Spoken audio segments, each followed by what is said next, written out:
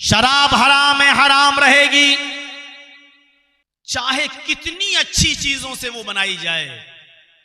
अंगूर से बनाओ, जौ से बनाओ, खजूर से बनाओ, चाहे कितनी पाकीज़ा चीजों से बनाओ, अगर वो सड़ गया, उसमें नशा आ गया, तो वो हराम रहेगी। कयामत की सुबह तक कोई उसको हलाल नहीं कर सकता।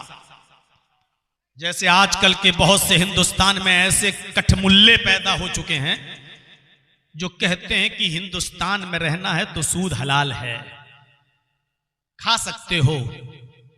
उनसे पूछो कि दलील, तो कहते हैं कि हिंदुस्तान में काफिरों की हुकूमत है और हमें उनके इशारों पे चलना पड़ता है, इसलिए यहां बगैर उनकी बैंकों के और बगैर उसके सपोर्ट के हम रह नहीं सकते, लिहाजा ये दारुल हर्ब है हिंदुस्तान, यहां सूद खा सकते हैं। हालात और कंडीशन की बुनियाद पर वो कहते हैं कि जायज है, लेकिन सूद किसी भी कीमत पर जायज नहीं हो।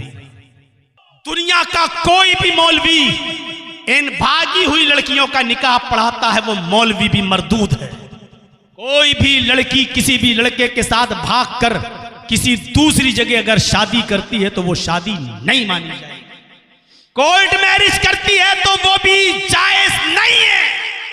जहां यहूदी और ईसाई लोग हैं वहां सुअर को बहुत अच्छे और साफ सुथरे माहौल में पाला जाता है। जैसे आपके यहाँ मुर्गी का फार्म हाउस होता है, वहां उनको दाना डाला जाता है, 1-1.5-2 महीने में आपके उस चिकन को 1.5-2 किलो का कर दिया जाता है, साफ सुथरी चीजें खिलाई जाती हैं। ऐसे ही अमेरिका, कनाडा और इसी तरीके से जापान और फ्रांस और इंग्लैंड वगैरह में सुअरों के लिए बड़े बड़े फार्म हाउस खोले गए हैं और उनको बहुत ही साफ सुथरा खाना खिलाकर उनको बड़ा किया जा रहा है। अब कोई ये कहे कि मौलाना साहब अब सुअर गंदी चीज नहीं खा रहा है और साफ सुथरी और अच्छी चीजें खाकर उसको पाला जा रहा है, इसलिए सुअर हलाल है, तो वो दीन को बदलने की कोशिश कर रहा है, वो शरीयत को बदलने की कोशिश कर रहा है, वो मुहम्मदुर रसूलुल्लाह की जगह पर अपने आप को नबी बनाने की कोशिश कर रहा है।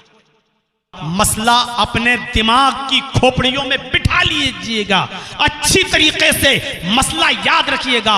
हर वो सर्विस चाहे सरकारी हो या प्राइवेट, हर वो नौकरी चाहे वो सरकारी हो या प्राइवेट, हर वो बिजनेस जो आपका अपना हो चाहे जैसा भी हो, अगर उस बिजनेस में या उस सर्विस से आपकी नमाज छूट रही है तो वो सर्विस भी आपके लिए हराम है और वो बिजनेस भी आपके लिए हराम है।